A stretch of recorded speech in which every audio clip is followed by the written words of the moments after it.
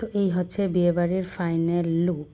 এই যে সাজানো হয়েছে কিভাবে দেখাচ্ছি। তবে এই ক্লিপটা আমার নিতে অনেকটা দেরি হয়ে গেছে, প্রথম নিতে পারিনি, কারণ অনেকটাই ব্যস্ত ছিলাম। এখানে প্রথম যে জায়গাটা ছিল ওই জায়গাটা ছিল মেয়ে বসার জন্য, আর এই যে কুঞ্জটা এখানে সাজানো হয়েছে, আর ওই দিকে একটা জায়গা আছে, ওই দিকে বর বসার জন্য জায়গা করা হয়েছে। তো যাই হোক, এই যে আমাদের কন্যা রেডি হয়ে তো আমাকে বলল নিয়ে আসার জন্য। তবে আমি কিন্তু এখানে রেডি হইনি, বিকেলবেলা চলে গিয়েছিলাম আমি, বর্দি আর নিধি বাড়ি থেকে রেডি হয়ে এসেছি। বাড়িতে গিয়েছিলাম শান্তি করে রেডি হওয়ার জন্য, কিন্তু কি হয়েছে, বিকাল থেকে আমরা যাওয়ার পর থেকেই কারেন্ট নেই, কারেন্ট ছিল না একদম।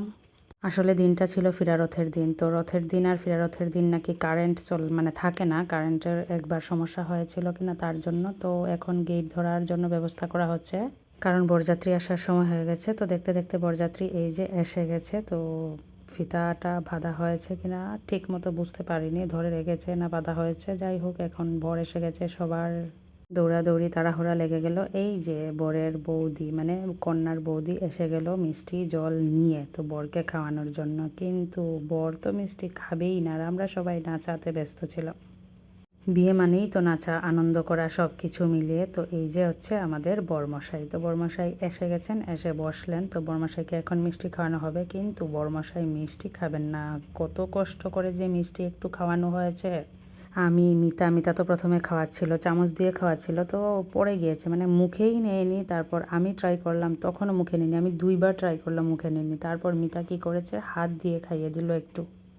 মিষ্টি তো খেতেই হবে, কিন্তু বর মিষ্টি খাবে না। প্রথমে একটু নিয়েছে, তারপর আর খায়নি। তো যাই হোক, এখন বমও ফুটানো হয়েছে, খুব সুন্দর করে বম টম ফুটানো হয়েছে, খুব মজা হয়েছে। গেইটে আনন্দ হলো, সবাই নাচ বাজনা, মানে সব মিলিয়ে অনেক মজা হয়েছে। দেখো, আমিও খাওয়াতে পারিনি, মানে বর মিষ্টি খাবেই না এটাই মনে বলে এসেছিল। দাঁতগুলো এক জায়গায় করে রেখেছে, দাঁতগুলো আর মানে মুখে ঢুকানো যাচ্ছিল না। কি আর করা যাবে, মিষ্টি তেমন একটা খায়নি। তারপর জল আর দুধ খাইয়ে দিলাম।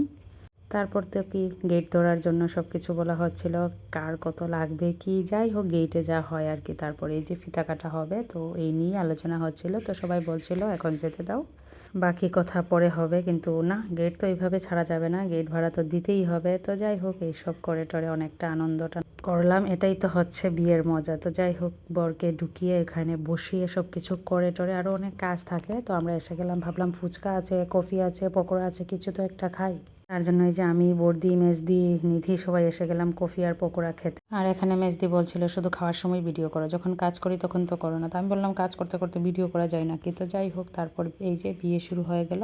তারপর আমরা চার জাল মিলে কুঞ্জতেও নাচলাম, খুব আনন্দ হয়েছে। তারপর তো বিয়ে শেষ হওয়ার পর জামাই, বর, কন্যা সবাইকে নিয়ে কি নাচ আমাদের।